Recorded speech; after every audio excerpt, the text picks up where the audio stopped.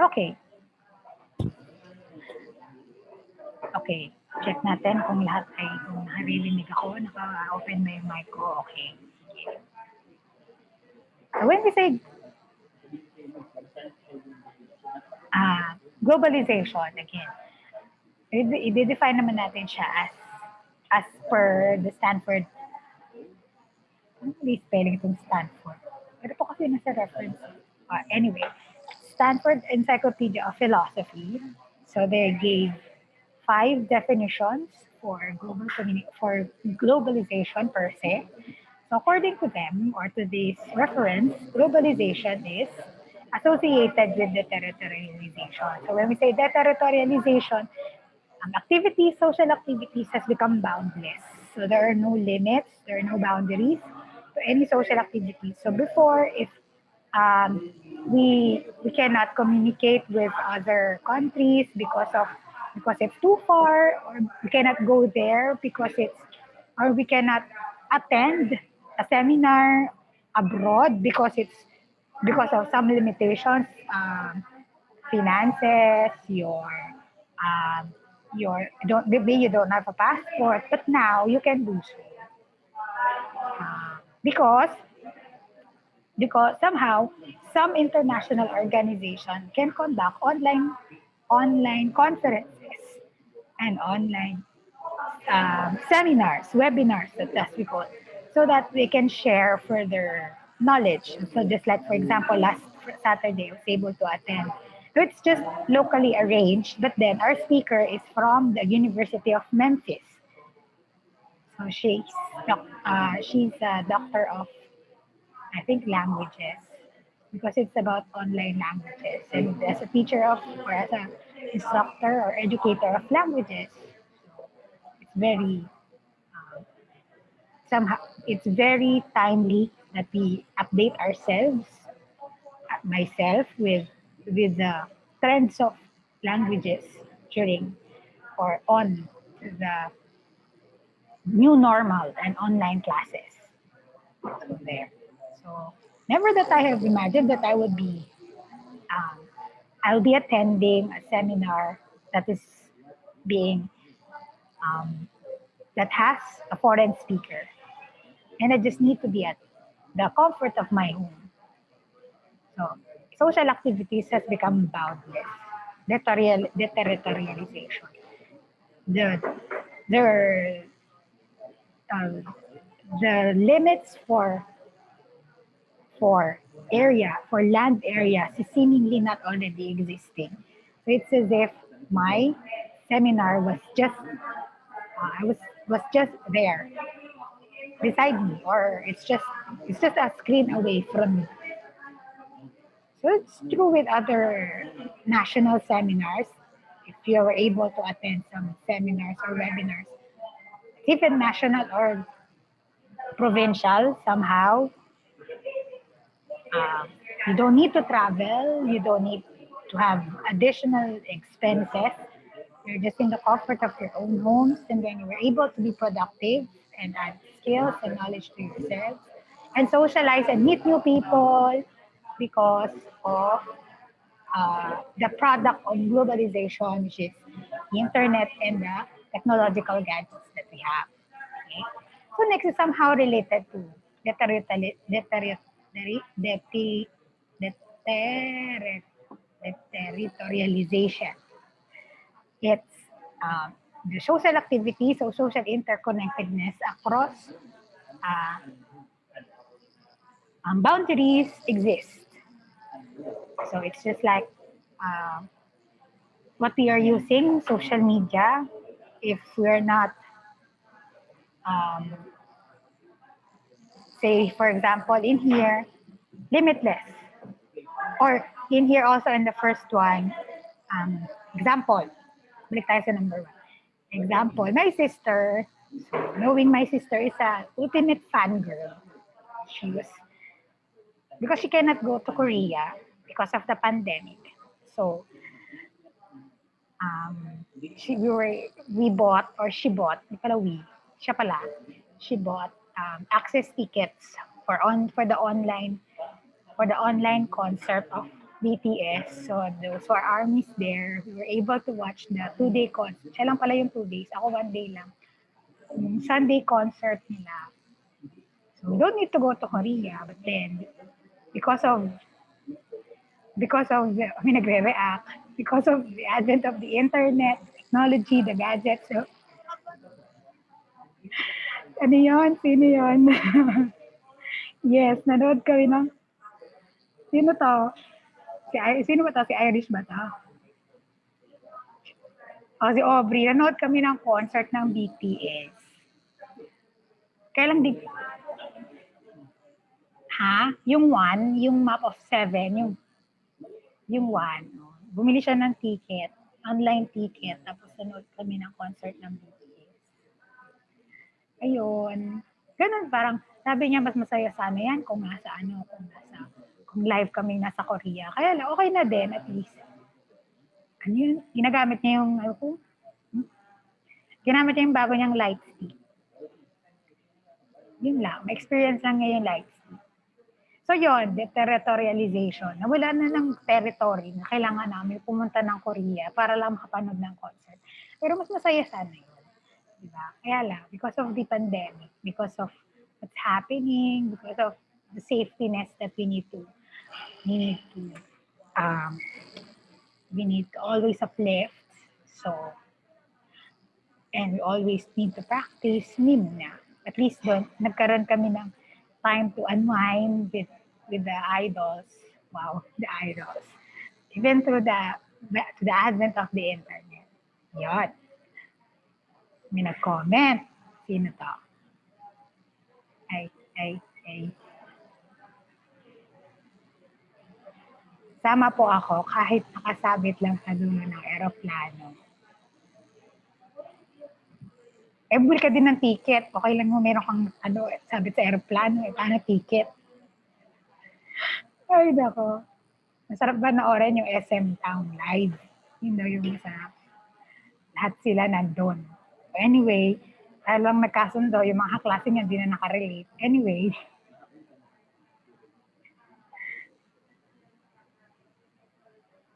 ayan. So, social interaction. Ito nga, Facebook, Instagram, parang, ngayon nga, yung mga artista na ina-idolize natin, parang nakikita na natin kung ano yung mga daily life nila. Samantalang dati, napaka-exclusive ng buhay nila. Parang, hindi mo alam kung nagre-rely ka lang to whatever you see in the internet.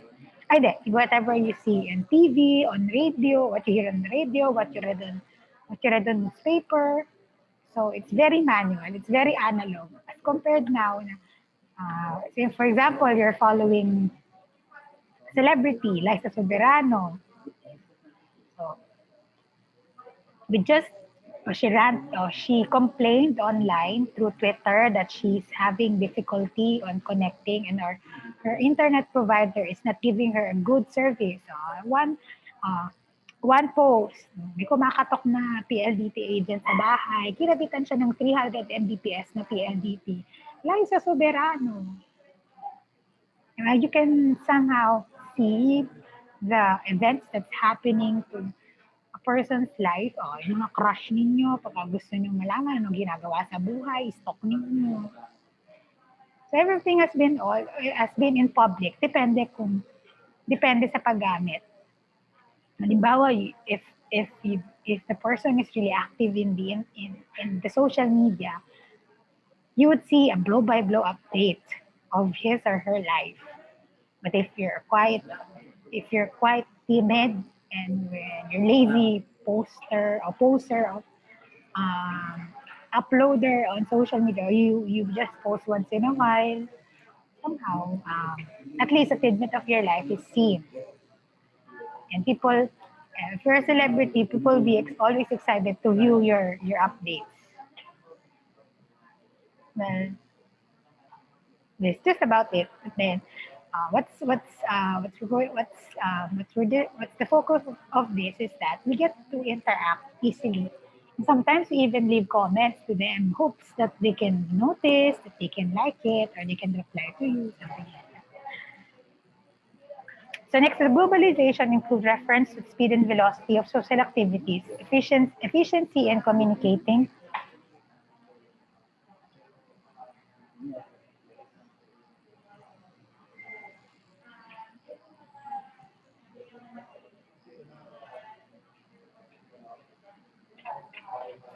communicating, communicating proves this definition. So example, a perfect example that I can give is the manner that we already transact and pay our bills. So before during the pandemic, the ECQ really cannot go out. And of course, although we need to pay our bills, although there was leniency on the deadlines of paying the bill, the due dates of paying the bill, but then on the fear of having to get disconnected from the internet or to have power outage because you were not able to pay on time or even settle the bill itself, somehow we were able or companies that that has money transfer, just like Paymaya, GCash, has been the popular apps and use for bills payments and other monetary or financial transactions. So I, for one, before I'm not really a user of GCash, although I have GCash, but I don't really put load on it. I don't know how to transact. I don't know how to transfer money. I don't know how to pay bills. I don't know how to send load to someone else, something like that. But because of that, I was forced to do it because on the fear of going out and getting the virus just because I wanted to pay the bills and lining up on lining up with in front of payment centers where so many people are there and also falling in line just to settle their bills. So though it costs just a little charges as compared to lining up, and we didn't compromise the little charge of 15 pesos, additional 15 pesos for the safety of the family. Just like, yes, you have saved up the 15 pesos, but then you were able, because you lined up and be exposed with other people just to pay the bills, you you acquired the virus, which is more costly. So we just compromise that, okay, for the sake of the safety, let's sacrifice the 15 pesos charge or 20 pesos. The first, it was 20. It was lowered down to 15. For special cases, they made it 10 pesos. It depends on the billing or the utility bills that you need to, to pay.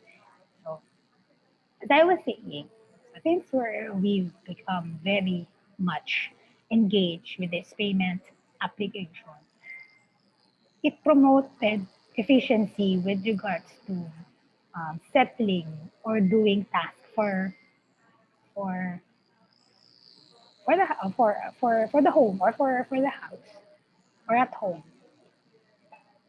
The need to pay utility bills. It's just you click pay bills on your. I don't know if you're doing it or because you're the one who's talented in skills using the mobile application or mobile phone, or you can just tap up or transfer from. I don't know if you're already practicing the transfer uh, of money through GCash or Paymaya or vice versa or somehow or hindi ko pala pwede mangyari yun. Anyway, or the money transfer per se. So what I usually do is um, I would top up my GCash and then once it's already funded, so that's the time that I distribute the payments for the billing for the utility bills. So for the internet, for the electricity.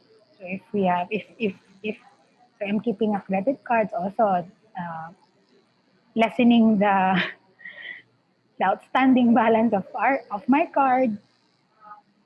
I only use it for loading purposes, yung card.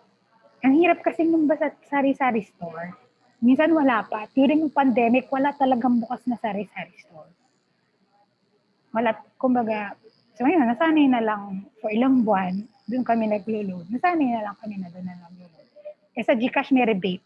Kapag nag-load ka, di ba, 10 pesos, nag-load ka ng 50 pesos, meron kang rebate na 5 pesos yata.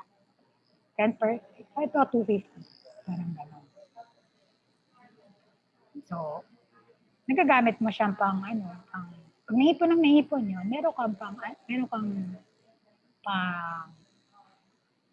pang gastos din.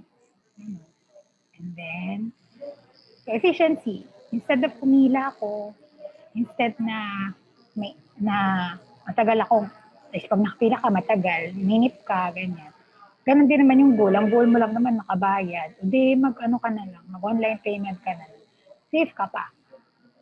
Eh lahat tayo ngayon, hindi natin nako-compromise ang safety. Okay. So next is, so that's efficiency. Efficiency versus effectivity. Ano ko lang. Efficiency is, it is effective and you were able to achieve the effect on the fastest way possible. Meanwhile, yung effective, it worked, but you don't know how long it will take effect. Say, for example, let's have medicine. Biodiesel could be effective to you because, yes, it can ease out your headache, but for how long? Say, for example, it took 1 hour before your headache has been relieved. Yet, for you, for your body chemistry or your body type or the needs of your body, for the needs of your body or the composition of your body was more was more potent for on bioflu. You can say that bioflu is more efficient when you took the bioflu and in 30 minutes or less, it took effect. Yes, both medicine are effective, but it's just that bioflu is more efficient. Why? Because it took lesser time to take effect. So ganun din with other things with efficiency and effectiveness. So taking the bicycle to work is effective, but having or taking the car is efficient. Pareho ka makakarating sa destination mo. Mas matagal lang yung isa. Yung isa mas mabilis. Pero same effect or same goal. Okay? Next, it should be conceived as relatively long-term process. So, globalization has been there for the longest time. So, hindi lang natin nararamdaman na globalization is existing during the time of the Spanish era. The galleon trades, the barter, or even with the pre-Hispanic era, the barter, the exchange of goods from gold to something to fabric or vice versa. It's just that globalization has just been catalyzed faster nowadays because communication has speed up the spread of globalization because of the communication tools that we are already having, like the gadgets. So nowadays, we've already had recently the smart gadgets that we have. So it's just been like 5 years ago that the smart TV, the best laptop, what else? The smartphones have been really proliferated around the globe. For the past 5 years, there have been so many births of new brands of technology. So before it was just Apple and Samsung. But now there is Oppo, there is Vivo, there is Huawei. Although Huawei's have been there for a while, but then It's just now that they were able to improve their technology. And then there's also, for the laptops, there's Apple, there's Samsung, there's Acer. And each laptop has improved their quality. So now there are laptops that no longer use Intel. So if you're familiar with other brand of Intel, I'm AM, AM, ADM, AMD, ADM. I'm not quite sure. It's the counterpart of Intel. So if you cannot buy Intel, it's cheaper brand, but then it's just the same performance. All you need to know is the code of the AMD or ADM. I'm not. Uh, it starts with letter A, and there's M, and then there is D. I'm not quite sure what's the order. Okay. Ayun, there's a comment. Thank you for the rescue. Who is that? Brave soul. Okay, thank you, Daryl. AMD. So there is, um, it's already a counterpart of Intel because you already know somehow, um, you're just, business is business. So in Intel, you're just paying for the name. And then, but there is already been a counterpart for Intel. You just need to know the code. Say, for example, you want iCore 7, and there's already an AMD version for iCore 7. Not, iCore, I'm not sure what model is that for the AMD version, but then they are a less they're the less expensive processor but have the same performance, but could serve the same performance. So there. No, so there are so before, I think being a laptop fan, hindi ko masasabing enthusiast, but but somehow I've possessed laptops ever since I was studying because it's in college because it's been vital.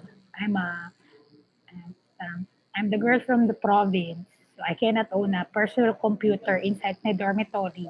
So the best resort that I can have is a laptop. And during the time, it's very huge. The laptop is very, I think, the biggest laptop that I have is that I was able to possess is 18 inches. Yes, 18 inches. Imagine how heavy it was. And it was Toshiba. And it served me good. Didn't fail me whenever there are submissions. I was even able to edit videos out of it. Anyway, so our laptops have been there, and I think during the time, if you were looking for durability, you go for Toshiba and then Asus. And then if you're looking for gaming, there's or office work rather, HP and Acer. If you're looking for gaming, I think it's also with Asus. But now you really cannot mark or really cannot distinguish which is the gaming, which brand is for gaming because every brand has already modified or created a model for a specific purpose. Say for example, for Asus, they've already created a small one for just Word or for for word processing, for office work, for school. If you're a gamer, there's another category. The same goes with Acer and HP and other brands. So they already created lines of laptop laptop lines according to the purpose that we want it to serve. So same goes with the Mac. Ay, Linux yata, wala na rin. I'm not sure kung existing pa. Pero ngayon, magkabangga is Mac and Windows. So now, if you're just up for Microsoft work or for office work, wherein you don't need, there's no lagging, and you easily can connect to the internet, though internet connectivity really depends on the modem. You can go with a lighter version of Mac. You can go with Air, and then if you're into editing, heavy duty performance, it's like if you're really into um, audio editing, heavy games. I don't know if you can play games with Mac, but I do believe that it is used for video editing. Okay, you can go with the MacBook Pro. Or if you're really a yamanin, you can go with iMac. Speaking of iMac, story time. Grabe sa Taguig. Yung mga teachers doon, yung online, ano nila, yung online teaching nila sa isang malaking hall, parang call center. Grabe, mga machines nila doon, puro Mac. As in, hindi lang MacBook ha, hindi lang MacBook Pro na laptop. As in, Mac na, ano, yung computer itself, iMac. iMac talaga, as in. Bagay, mayaman mo kasi yung Taguig. And, what's the purpose of having that kung di naman marunong yung gagamit, di ba? Sila, equipped sila eh, para pinag-training pa sila. Yun yung ano dun eh, pinag-training sila to utilize the machine. Pero ang saya nun, parang walang lagging, walang internet. Kailang maano yun? Walang maano yun, magastos sa bandwidth sa internet. Anyway, hindi ko rin sure kasi in all fairness, yung laptop ko, bilis kumonect sa internet. Pero minsan, taksil din siya. Nawawala din ng connection. So, hindi, kumbaga, ano yan? Internet connection talaga yung problema. Anyway, going back. It's a long-term process. Hindi na tayo po pwede umurong. We just need to move forward. We just need to go with it. And then, it's a multi-prong, understood as multi-prong process. Before globalization, it was just considered as for financing, for economy, and the like. But now, it has broadened its aspects to education, religion, socialization, and culture. So the crossing of culture, the widening of socialization. I don't know, during the lockdown, so some of you was able to download TikTok. Some of you was able to download Kumu, the Kumu app wherein there is live streaming. I have to admit, because of that, I gained new friends during the lockdown. Hindi ko sinara yung sarili ko na natatakot ako na baka lokoy lang ako ng mga tao nito. Parang makipag-friends lang naman ako sa inyo, pero hindi ko naman ibubulat-lat yung buhay ko sa inyo. So yes, true enough. So through TikTok, meron ako naging friendship. And then, also with Kumu, kaya lang sa Kumu, hindi na ako masyadong active. So, through that socialization, gain new friends, and connections, if you may consider that as one. Hindi, pero it's more on friendship. There. And then religion, so some religions are still, during even with the lockdown, they're still conducting religious activities online. They still meet via Zoom, or they still do church gatherings through YouTube link, private YouTube link. So obviously, it's education this. Not to reiterate, but we are doing it right now. So Transient Globalization. Technology development has made globalization inevitable and irreversible. So like I said, you really cannot fight globalization. You go against with it, you'll just lose yourself and get lost with everything. Okay, so it's just like, so if you're going to close yourself with whatever globalization is offering, you'll just struggle, and you'll just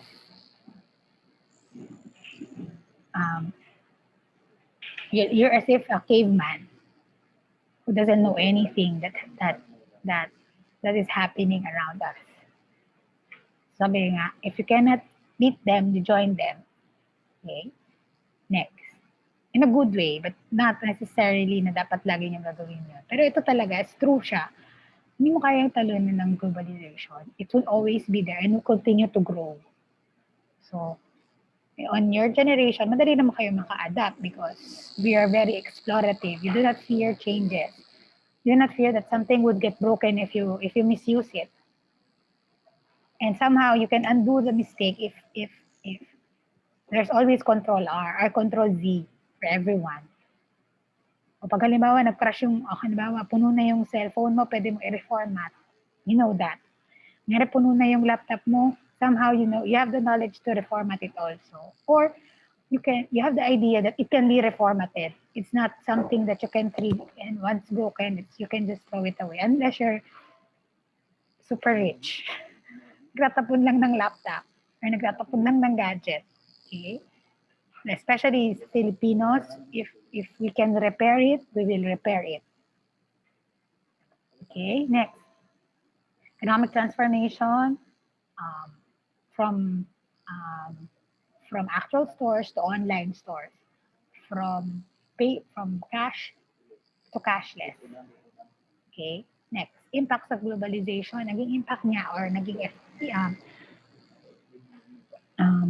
what happened in the society because of globalization. Virtual interactions, like what we're doing right now, this is it. Virtual interaction. So maybe later, if you have relatives from the other house, you can video call them. If you cannot go during the time that you cannot go out, so that you can still feel connected with your relatives, even though they are just from the kapitbahay, video call them. Virtual interaction. Especially if you have a niece or a nephew, that's just like around 3 to 5 years old or younger. There, you just need to. It's just one video call away. And then you will be able to see them, and then the child will just make pabibo on the camera. And now you would notice that they're becoming familiar with the smartphone. When you ask them to do the selfie, they would even pose for you in the camera. Okay, so that's virtual interaction. Don't need to be there, but you're there. Okay, cultural awareness in speech. So in every nation, in every country, there is a distinct way of speaking. So if you would notice, here in the Philippines, we have for courtesy and respect, we have the po and opo. In other countries or in other dialects, there is ho, aho, with the H. Okay, so that's giving respect. So I'll give an example here in Korea. So the Koreans have 3 levels of linguistic patterns. So there's the formal level, the semi-formal, and the casual. And I'm not quite sure with the Japanese, but also I think they have the distinct way of speaking. So we're going to compare somehow with, so there are anime watchers here, anime fans, right? Or if not, K-drama fans or Chinese drama fans, you would know that they have a distinct linguistic pattern for each race. So for Chinese, their voice is quite high pitch, and they have somehow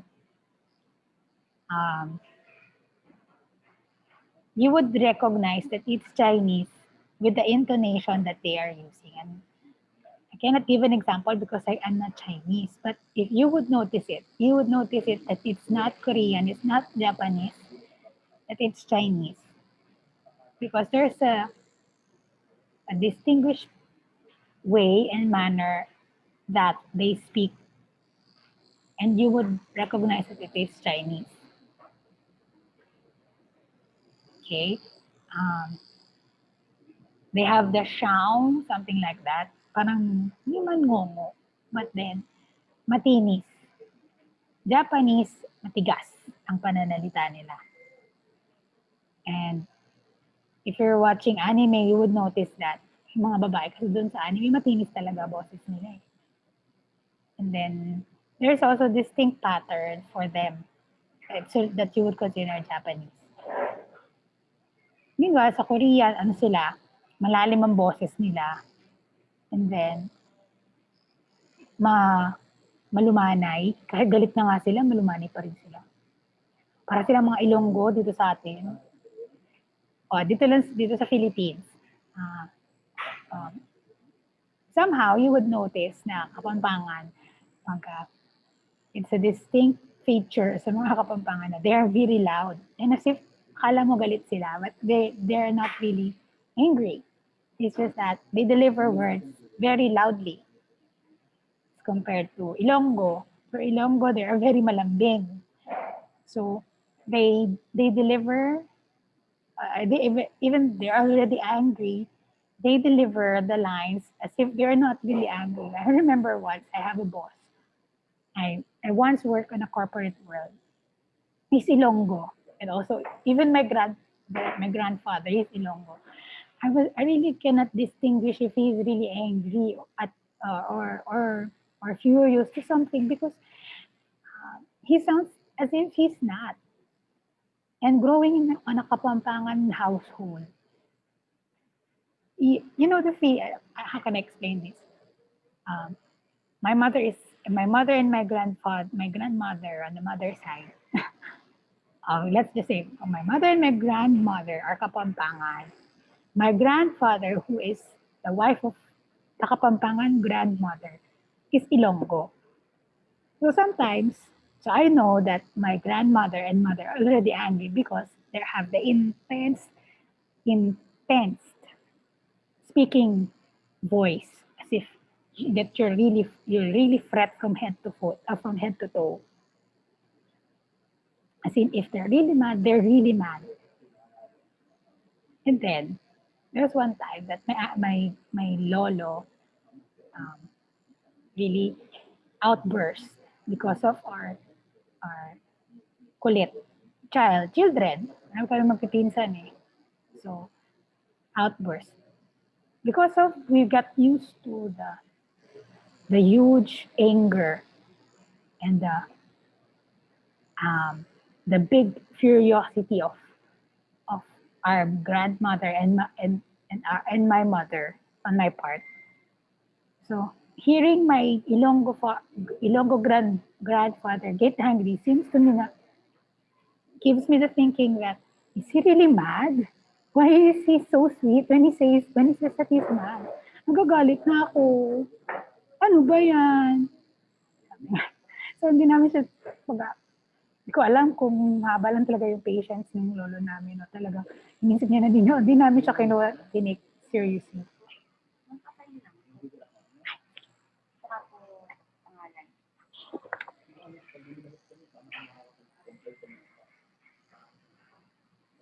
Ay, printed. Kulit din ni Nori, printed daw.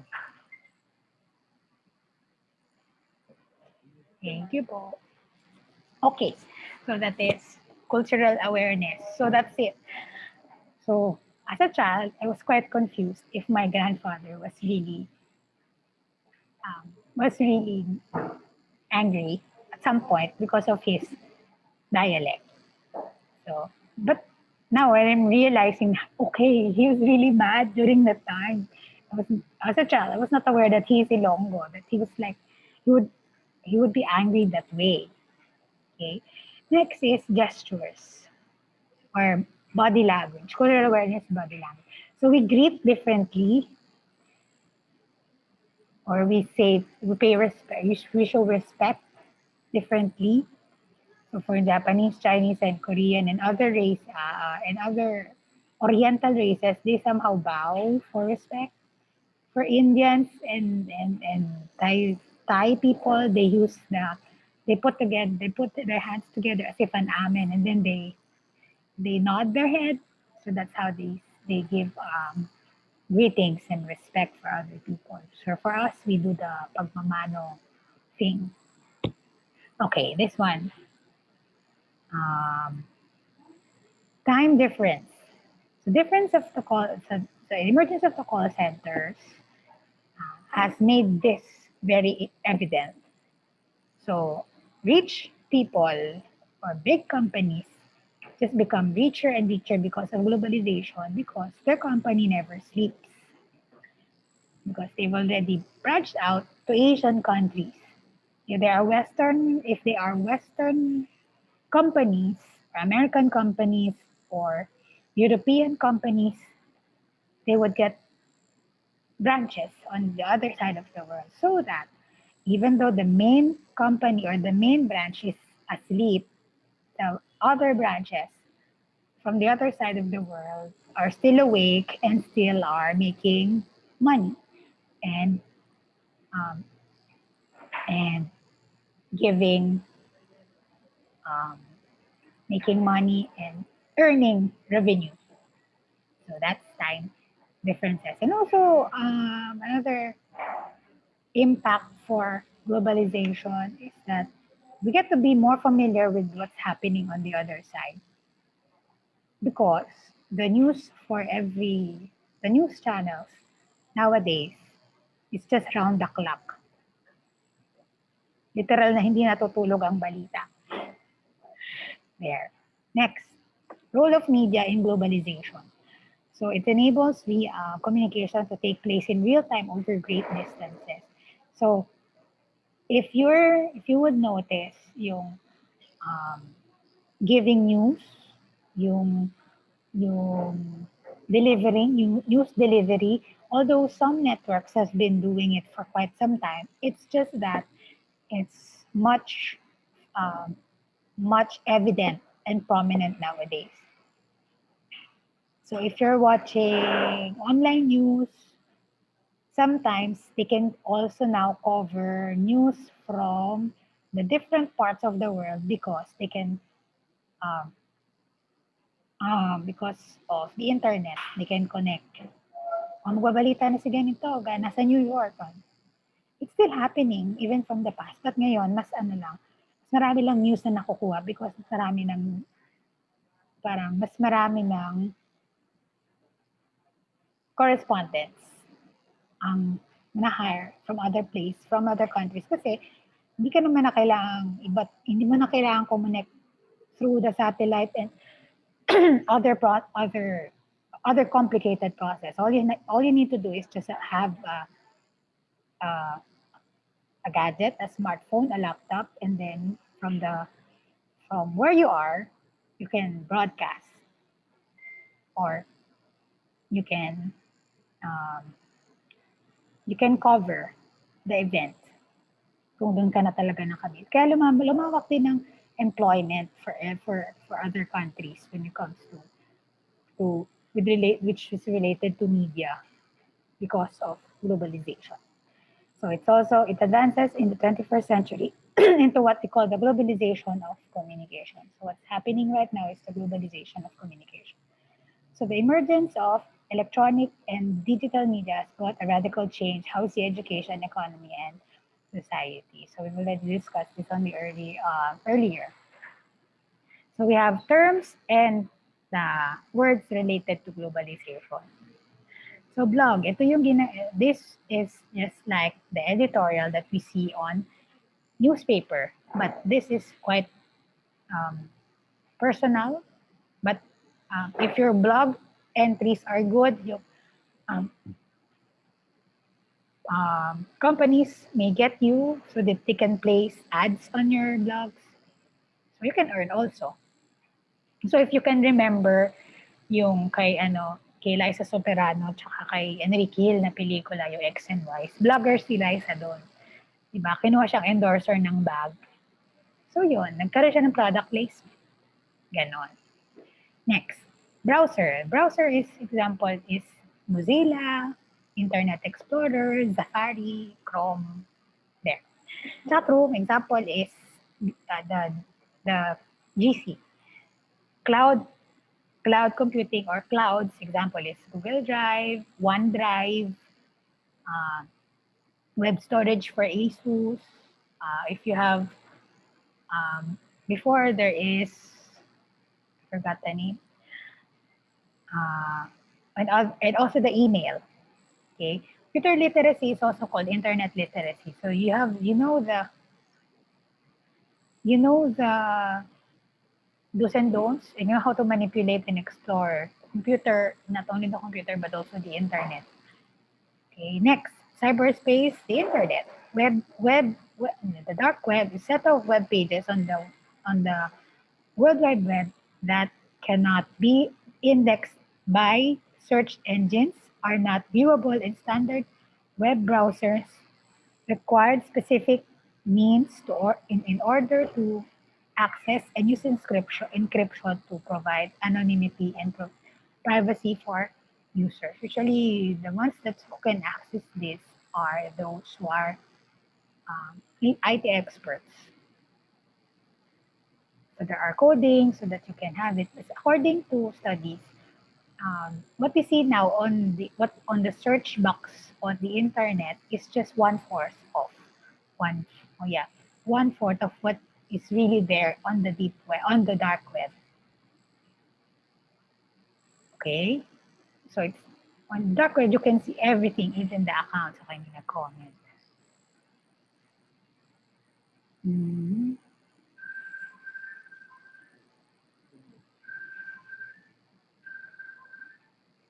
Hindi pa. Pero kung matututunan ko, why not? Piratang malupit. Piratang malupit. Wala pang nagtuturo sa akin kung paano eh. Pero madali na pagka natutunan ko yan. Ay, ang saya nun. Pati yung mga gusto kong researches, mga write-ups nakukuha ko. Diba? Pero sa research, somehow, marunong ako mamirata ng ano. Diba yung mga nag-research kayo, yung si ResearchGate, tapos kaya yung mga journals na limited lang ang access mo, hindi mo makuha. Yan. Katulong yun sa akin nung nag-thesis writing ako nung masteral ko. Meron akong ginamit na website para ko makukuha yung mga, paano ko makukuha ko yung full paper ng journal. Yun tinuro lang naman sa akin ng isang IT expert. Yun. Saka na ituturo sa inyo pag kailangan nyo na sa integrative paper. Pero dapat yun naka-paraphrase yun. Sahin nyo muna and then saka nyo susulat according to what you understand kung paano yung pagkakaunawan nyo. Paraphrasing. Next, deep web. Ito naman, mas malawak siya. Mas, lahat ng secrets, lahat ng info, makukuha mo dito sa deep web. At hindi ko pa rin siya na-access. I wish I could. But it needs skills. And I haven't got those skills yet. Okay? But I would love to. For research purposes again. And downloads. Kuha ka ng libreng album. No? Wow! Yun nakakuha ka naman ng mga, nakapag-download ka naman ng mga music, and well, there's Spotify. Ang siguro, lang doon, yung mga may bayad na apps, pwede mo siyang i-hack, ganun. Diba? Anyway, digital immigrants, these are the people born or brought up before the widespread use of the digital technology. Somehow sila medyo apprehensive, nisip nila baka masira yung gadgets o baka pagka ginalaw nila. Usually, these are our parents. Most of them. Aminado naman yung parents na hirap din silang maka-cope up. Ginagamit lang nila yung cellphone pang laro. Samantalang tayo, di ba, buhay, kaluluwa natin yung cellphone. Anyway, next. Natives tayo to. We're born with the technology. And we are used to utilizing the technology. Download, you get offline items and data in the internet. Entrepreneur who works on the field of education, emails, the counterpart of snail mail on the digital world. Emoji, it's a smiley emoticon. It's the punctuation mark, letters, numbers used to create pictorial icons. Future-minded, thinking of the future. Hashtag, ito yung the word or the phrase that has the topic that you want to browse on. Pag gumamit ka na hashtag OOTD, pag click mo yung hashtag, it would lead you to a link that has the OO that has pictures of OOTDs for the day. Okay, next, selfie, taking pictures of yourself using the front camera. Social media, Facebook, Twitter, internet, Instagram, and so on. Streaming. Streaming media, this one is when you use internet you on viewing video. Without the internet, you cannot view the video. Virtual reality, this is computer generated that it seems as if it's real life. Example siguro that I can give is yung Beauty and the Beast na real life. Virtual reality doon si Beast. Pero alam naman natin na totoong tao siya doon. Yung gumaganap is totoong tao. Yung mga nakakabit lang sa kanyang sensors and everything. And then another example siguro is virtual reality. Holograms. Yung laboratory ni Iron Man. Iba naman kasi augmented reality. Yung augmented reality, parang yung sa Memories of the Alhambra. Panoorin nyo yun. Yun ang augmented reality. Yung game doon. Actually, yung buong drama yun is buong game. Yun. Yun yung example. Sige, clue. Yung tipong pag nandun ka sa game, pag nasugatan ka, pag halimbawa na tinamaan ka ng espada, totoong dudugo ka. Yun. And then, pagka nag-offline ka doon sa game, wala yung sugat mo. Ganun siya. Augmented reality. Yun ang concept ko ng augmented reality. Next, web page ito. This is the web page, or this one is the web page. So, questions.